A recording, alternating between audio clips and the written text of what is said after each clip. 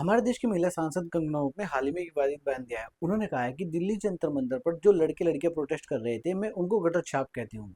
मतलब बहुत ही ज्यादा शर्म की बात है कि एक महिला सांसद होकर इस तरह की बातें करती हैं।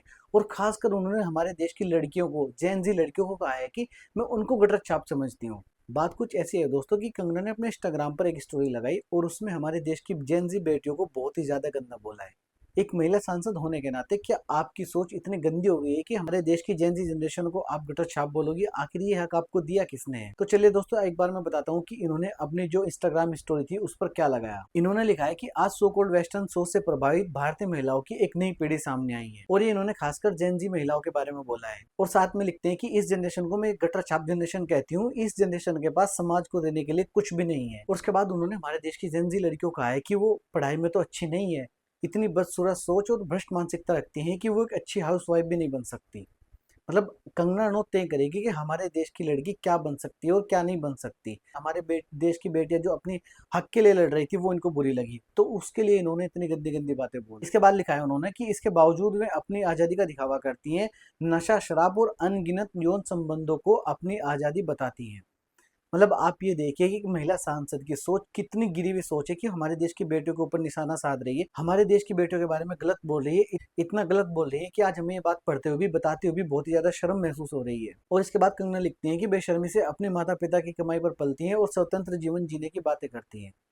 मतलब दोस्तों, अगर बच्चे अपने माता पिता की कमाई पर पल ही रहे हैं, खा रहे हैं, पी रहे हैं, क्यों वो इनके माता पिता नहीं है कि उनकी कमाई नहीं खा सकते? अब ये आप डिसाइड करोगे कि आप किसकी कमाई खा सकते हो, किसकी कमाई नहीं खा सकते। कितनी कंट्रोवर्सी आपको लेकर बॉलीवुड में होती थी, ये सब लोग जानते हैं। इसके बाद कंगना हमारे देश की महिलाओं को कहती है कि वे वास्तव में आत्मनिर्भर नहीं होती। मैं याद दिला दूं कि आजाद जीवन कमाना पड़ता है।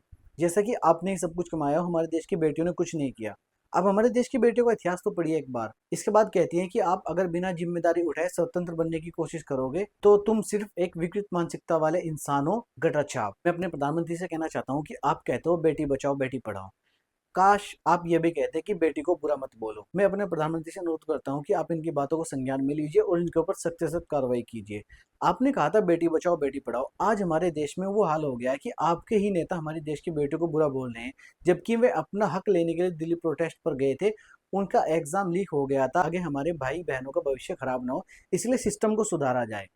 वो अनशन पर थे, उन्होंने धरना प्रदर्शन किया, उन्होंने लाठियां खाई, उन्होंने डंडे खाए, लेकिन आपके नेता उनको गलत बोल रहे हैं, इतना गलत कि सुनने में बहुत गंदा लगता है। लेकिन आप कुछ नहीं करोगे क्योंकि वो आपके नेता हैं। आपने अब से पहले भी अपने पार्टी के कुछ नेताओं को गलत बोलने पर कुछ नहीं कहा है। वो दिन दूर नहीं है कि जनता आपके नेताओं से हिसाब करना शुरू कर दे। मैं भारतीय जनता पार्टी से कहना चाहूंगा कि आप कंगना रनौत को कहिए कि आप जेन जी जनरेशन की जो महिलाएं हैं उनसे माफी मांगे। उनके बारे में आपने इतना उल्टा सीधा बोला है, आप उनसे माफी मांगिए और वादा करिए कि आप भविष्य में कभी भी हमारे देश की महिलाओं को कुछ गलत नहीं बोलेंगे।